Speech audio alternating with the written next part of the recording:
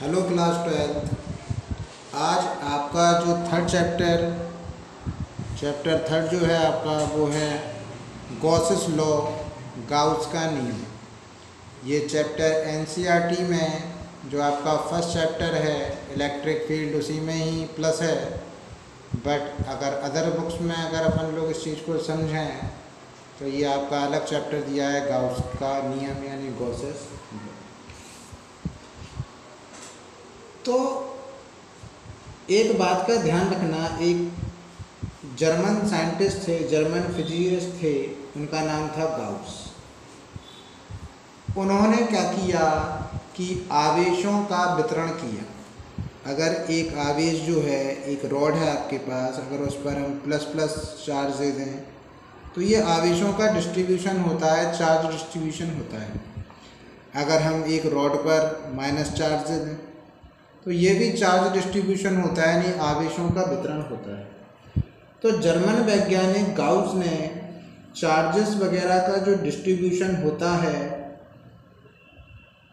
तो चार्ज के डिस्ट्रीब्यूशन के बाद उनमें एक फील्ड आ जाती है, उसे क्या बोलते हैं बेटा? इलेक्ट्रिक फील्ड यानी वैद्युत क्षेत्र। समझने वाली बात है कि जब किसी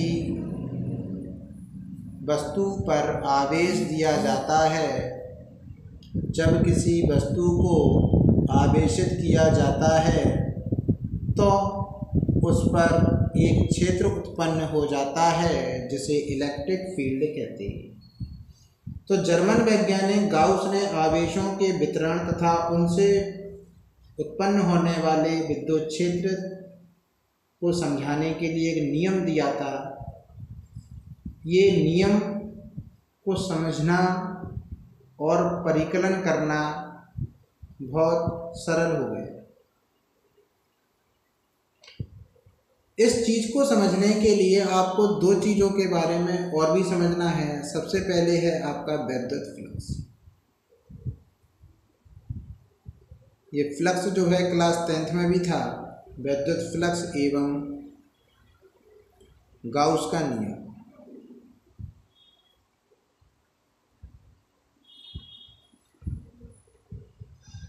electric flux and Gauss's law.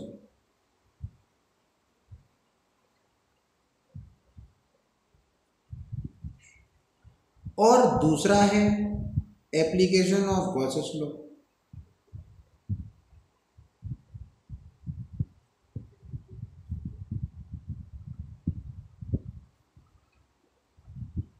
ठीक है, यानी गाउस के नियम के अनुप्रयोग। गाउस के नियम के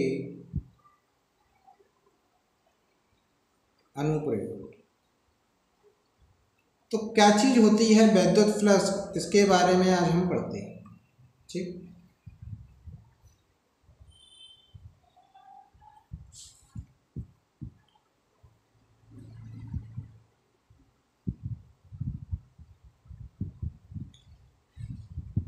ये जो फ्लक्स है ये एक लैटिन लैंग्वेज का वर्ड होता है और इसका मीन क्या होता है बेटा?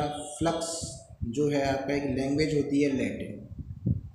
ठीक है, जैसे ग्रीक है, लैटिन है, इंग्लिश है, हिंदी है, वैसे एक लैंग्वेजेस वगैरह होती हैं लैटिन, उसमें आपका एक वर्ड आता है फ्लक्स। एक्चुअल में उसका मतलब होता है फ्लो यानी बहना। जब जैसे पानी बह रहा है, विद्युत धारा बहती है, हवा बह रही है, तो वैसे ही जब करंट एक जगह से दूसरी जगह बहता है उसे हम क्या बोलते हैं बेटा? फ्लो। लैटिन लैंग्वेज में उनसे क्या बोलते हैं? फ्लक्स। तो फ्लक्स वर्ड जो है वो एक लैटिन लैंग्वेज का वर्ड है जिसका मीनिंग होता है फ्लो। ठीक, तो क्या होता है इस चीज़ को ध्यान से। एकांक समय में गुजरने वाले आयतन को, अगर कोई एक हमने कोई सरफेस मान लिया और उस सरफेस में ये आपका जो है करंट जो है पास हो रहा है,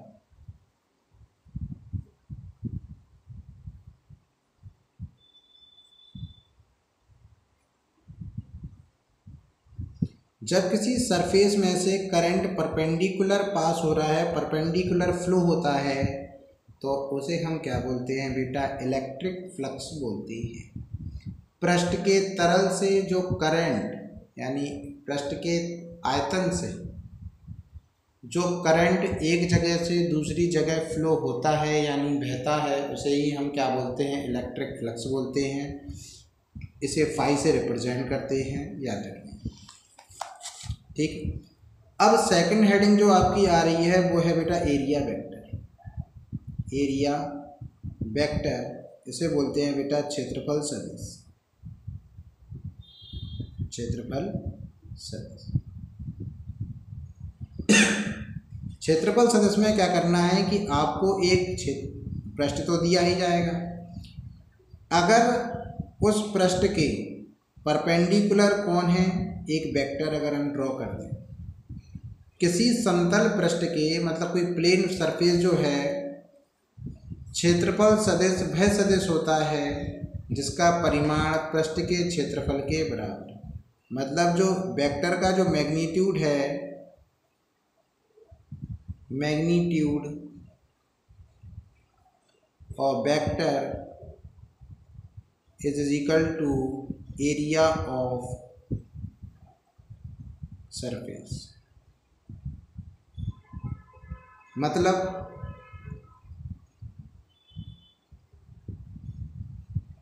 जो परिमाण है, अगर किसी राशि का परिमाण जो है या किसी वेक्टर का जो परिमाण है वो अगर क्षेत्रफल के बराबर आ जाए तो उसे हम क्या बोलते हैं बेटा, क्षेत्रफल सदिश यानी एरिया वेक्टर कहते हैं। तो किसी समतल पृष्ठ के लिए याद रखना यहाँ पर जो है आपका एक सरफेस होना चाहिए, और वो सरफेस जो होता है बेटा वो कैसा होना चाहिए, प्लेन सरफेस होना आपका ज़रूरी है। तो अगर प्लेन सरफेस, अगर प्लेन सरफेस के परपेंडिकुलर या प्लेन सरफेस के मैग्नीट्यूड के इक्वल अगर आपका वेक्टर मैग्नीट्यूड है तो उसे हम क्या बोलते हैं, एरिया ऑफ वेक्टर यानी क्षेत्रफल सदिश बोलते हैं। ठीक, इलेक्ट्रिक फ्लक्स को फाई ई से रिप्रेजेंट करते हैं, क्योंकि हम क्या पढ़ रहे हैं, फ्लक्स का मतलब तो होता है फ्लो, लेकिन हम पढ़ रहे हैं इलेक्ट्रिक फ्लक्स, तो ई लगाना बेटा बहुत ज़रूरी है। फाई ई से इस चीज़ को डिनोट करा जाता है कि इलेक्ट्रिक फ्लक्स क्या चीज़ होती है। ठीक है, फॉर्मूला अगर हम बात करें कि अगर किसी एंगल पर, अगर हम इस चीज़ को ध्यान से समझें कि आपके पास एक इलेक्ट्रिक फील्ड है,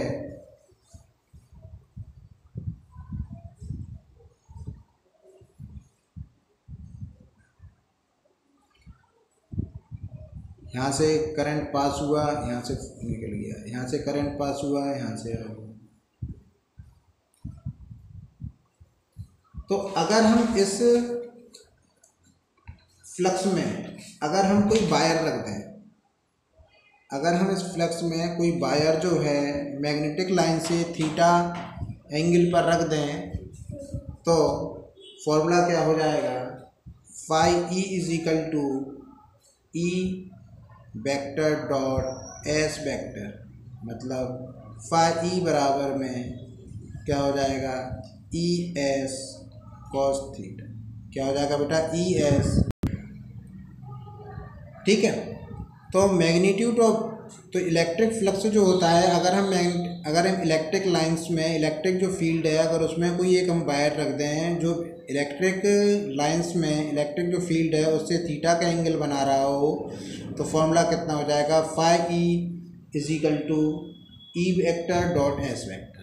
ठीक है, ई क्या हो गया आपका इलेक्ट्रिक फील्ड और एस क्या होगा आपका सरफेस। तो E vector dot S vector phi E is equal to E S cos theta. आपने फॉर्मूला पढ़ा होगा बेटा जब आप 11th क्लास में होंगे, तो A vector dot B vector is equal to A B cos theta. तो जो फॉर्मूला जो प्रोड्यूस हुआ है, इसी से फॉर्मूला प्रोड्यूस हुआ है ए वेक्टर डॉट बी वेक्टर। ठीक है, अब नेक्स्ट हेडिंग नेक्स्ट इसमें जो टॉपिक आता है वो है क्या, एसआई यूनिट। किसकी एसआई यूनिट, इलेक्ट्रिक फ्लक्स की एसआई यूनिट। आइए समझते हैं एसआई यूनिट क्या है। इसकी जो एसआई यूनिट होती है बेटा, phi E is equal to कितना होता है, ई का मात्रक इनटू में एस का मात्रक। ई मतलब आपका क्या हो गया, इलेक्ट्रिक फील्ड हो गया, और एस क्या हो गया आपका, एरिया यानी क्षेत्रफल। तो इलेक्ट्रिक फील्ड की यूनिट क्या होती है, न्यूटन अपॉन कूलम,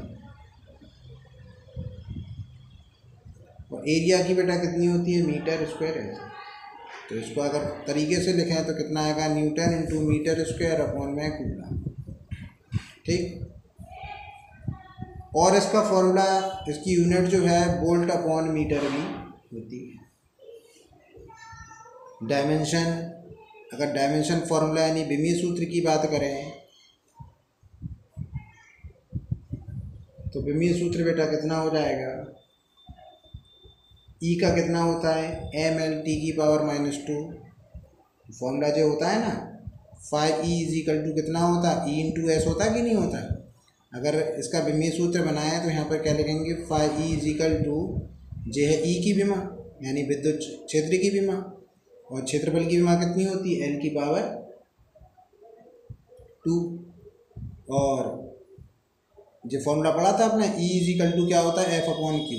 तो जे किसकी यूनिट लिख दी हमने, एफ की, और क्यू इज इक्वल टू कितना होता है, आई टी होता है कि नहीं होता है। तो आई की विमा कितनी हो जाएगी, ए, और समय की कितनी होती है, टी। तो यहाँ पर कितना लिख देंगे, ए टी।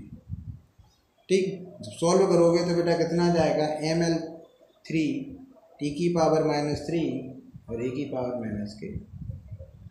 तो वैद्युत फ्लक्स आपको समझ में आ गया कि वैद्युत फ्लक्स क्या चीज़ होती है। अच्छा, एक बात का ध्यान और समझना कि अभी तो जो अपन लोग वैद्युत फ्लक्स पढ़ रहे थे, वो वैद्युत फ्लक्स बेटा किस में पढ़ रहे थे, एक रॉड या वायर में पढ़ रहे थे। अगर कोई सरफेस ऐसा हो, अगर कोई सरफेस जो ऐसा है अगर आपका, तो हम इस चीज़ को कैसे समझेंगे, ये जो होता है ये क्लोज सरफेस है।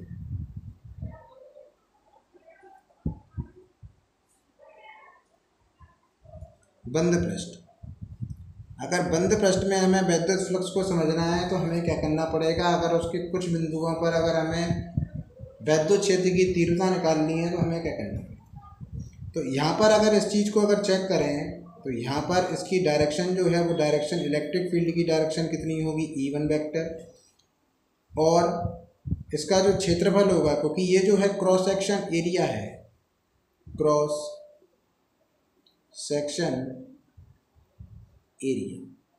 क्रॉस सेक्शन एरिया का मतलब होता है किसी पृष्ठ के बारे में पूरी जानकारी लेने के लिए हम अगर किसी छोटे पार्ट का एनालिसिस करें या छोटे से एरिया का एनालिसिस करना पड़े तो उस एरिया को हम क्या बोलते हैं बेटा, क्रॉस सेक्शन एरिया। तो इसका E1 वेक्टर, इसकी इंटेंसिटी कितनी होगी, इलेक्ट्रिक फील्ड कितना हो गया, E1, और इसका जो बहुत छोटा सा भाग पार्ट ले रहे हैं इस एरिया का, इसलिए D लगा दिया जाए। स्मॉल d का मतलब होता है कि बहुत मतलब माइनर पार्ट ले लिया, तो इसका कितना हो जाएगा, DS1। अगर यहाँ पर चेक करें, यहाँ पर चेक करें तो यहाँ पर कितना हो जाएगा, जो हो जाएगा E2। और अगर इस वाले पार्ट की अगर बात करें तो इस वाले पार्ट में यहाँ पर कितना हो जाएगा बेटा, E2 वेक्टर, और इसका जो क्षेत्रफल हो जाएगा यानी एरिया हो जाएगा DS2 वेक्टर। तीसरे पार्ट की अगर बात करते हैं तो तीसरे पार्ट में यहाँ पर आपका जो विद्युत क्षेत्र हो जाएगा, इलेक्ट्रिक फील्ड हो जाएगी, वो हो जाएगी E3 वेक्टर, और इसका एरिया बेटा कितना हो जाएगा, DS3 वेक्टर। अब अगर तीनों पार्ट की बात करें, इलेक्ट्रिक फ्लक्स की बात करें, तो फाई इज इक्वल टू, पहले का कितना आया बेटा, E1 vector dot DS1 vector. इसकी बात करें तो E2 vector dot DS2 vector. इसकी बात करें तो E3 वेक्टर साथ में DS3 वेक्टर। तो जो बहुत सारे डॉट डॉट डॉट बहुत सारे हो जाएंगे, तो इसलिए इसको समझने के लिए हम क्या लिखते हैं बेटा, सिग्मा। सिग्मा होता है जब बहुत सारे एडिशन साथ में हो रहे हो तो उसे सिग्मा से डिनोट करते हैं, और साथ में लिखेंगे E vector dot DS vector. ठीक, अगर इसको हम ऑन इंटीग्रेशन के फॉर्म में लिख दें, मतलब समाकलन, आपने 12th में पढ़ रहे होगे समाकलन, आपने मैथ्स के टीचर से इस चीज़ को क्लियर करना बेटा कि समाकलन क्या होता है। तो उसको समाकलन से अगर रिप्रेजेंट करें तो phi is equal to integration का साइन, यहाँ पर लिखेंगे S, यहाँ लिखेंगे E vector dot DS vector. इसको और अच्छी तरह फॉर्म में ले सकते हैं, S E DS cos theta. ठीक है। ये जो चीज़ आपको जो एस लिख रही है, ये एस किसके लिए, ये इतने से छोटे से टुकड़े के लिए था, फर्स्ट ए पार्ट के लिए था, जो बी पार्ट के लिए और जो सी पार्ट के लिए। तो ये भी जो है आपका ए पार्ट के लिए, जे बी पार्ट के लिए और जे सी पार्ट के लिए। अब ऐसे में बहुत सारे इतने हर चीज़ थोड़ी निकालते रहोगे, इसलिए तो A part, B part, C part, dot dot dot बहुत सारे पार्ट हो जाएंगे। इसलिए इसको सिग्मा को साइन लगाकर हमने जो है सिग्मा लगा दिया। इसका मतलब है जो पूरे पृष्ठ का क्षेत्रफल हो गया, पूरे सरफेस का विद्युत फ्लक्स हो गया। इसलिए इसका जो साइन है ये किसको डिनोट कर रहा है बेटा, संपूर्ण पृष्ठ के लिए पृष्ठ समाकल है। मतलब जो आपका टोटल सरफेस एरिया जो है, टोटल सरफेस जो है उसका क्या है बेटा जी, इंटीग्रल सरफेस है इस चीज़। ठीक है बेटा। अच्छा, एक बात याद रखना, यदि विद्युत बल रेखाएं बंद पृष्ठ से बाहर की ओर निकल रही हैं, अगर ये जो रेखाएं जो अगर हम जो लेते हैं, ये रेखाएं जो हैं अगर ये पृष्ठ से बाहर निकल रही हैं, सर कैसे निकल रही हैं, जो पृष्ठ से अगर बाहर निकल रही हैं तो याद रखना फ्लक्स आपका कैसा होगा। अगर सब जो बाहर की तरफ आ रही हैं तो फ्लक्स आपका बेटा कैसा होगा, पॉजिटिव होगा। कैसा होगा बेटा जी, पॉजिटिव। अगर इलेक्ट्रिक फील्ड में से या किसी सरफेस में से इलेक्ट्रिक लाइन जो है वो बाहर की तरफ आ रही हैं, अगर बाहर की तरफ जा रही हैं तो उसे क्या बोलेंगे हम, तब उस टाइम जो फ्लक्स होगा बेटा वो होगा पॉजिटिव। ठीक है। और अगर भीतर की ओर प्रवेश कर रही हैं, भीतर की ओर आ रही हैं, मतलब अगर जस्ट इसका अपोजिट हो जाएगी, अगर ऐसे जो लाइन है वो ऐसे आ रही हैं इस तरफ से, इस तरफ की ओर अंदर की तरफ आ रही हैं, तो आपका फ्लक्स कैसा होगा, नेगेटिव। ठीक। इस चीज़ को समझने के लिए एक छोटा सा डायग्राम बना देते हैं। इसमें जो ये भारत की तरफ निकल रही है, ये जो है आपकी बेटा कहाँ की तरफ निकल रही हैं, ये बाहर की तरफ निकल रही हैं। देखिए अगर बाहर की तरफ निकल रही हैं तो कैसा होगा, फ्लक्स पॉजिटिव, और अंदर की तरफ अगर आ रही हैं तो फ्लक्स आपका बेटा कैसा हो जाएगा, नेगेटिव। ठीक है, ये कैसा हो जाएगा बेटा, नेगेटिव। क्लियर बात है कि नहीं है। चलो आगे न्यू हेडिंग पढ़ते हैं।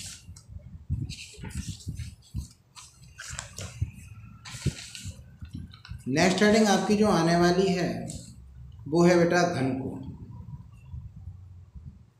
क्या है, घन कोण। इसे बोलते हैं बेटा सॉलिड एंगल। सॉलिड एंगल, आइए समझते हैं सॉलिड एंगल क्या चीज़।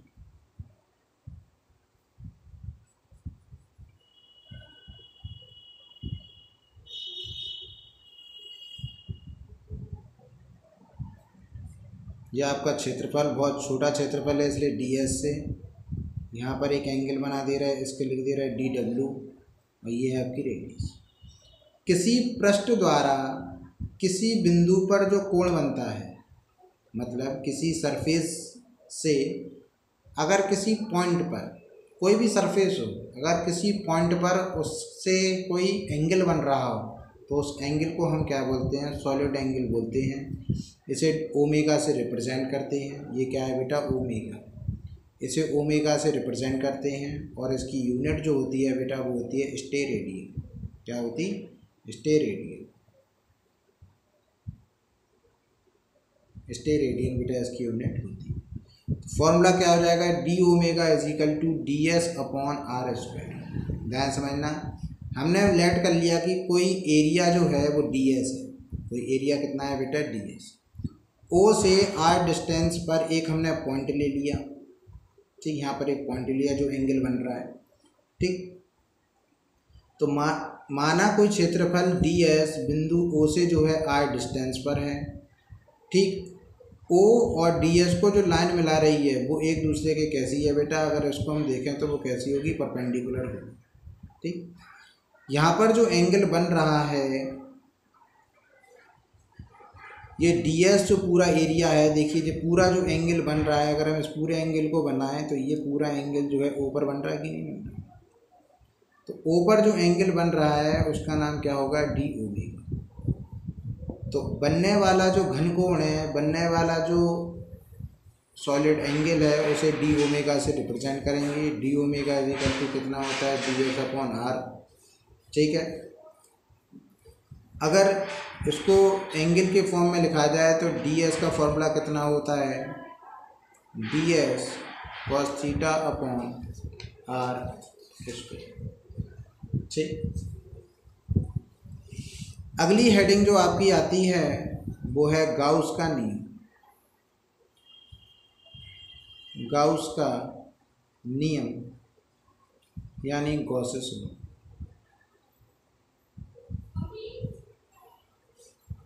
क्या बताता है गॉसेस लॉ, आइए समझते हैं। अगर एक हमने बंद पृष्ठ ले लिया, क्या ले लिया हमने, एक बंद पृष्ठ, उससे गुजरने वाला जो वैद्युत फ्लक्स है, अगर उससे गुजरने वाला जो वैद्युत फ्लक्स है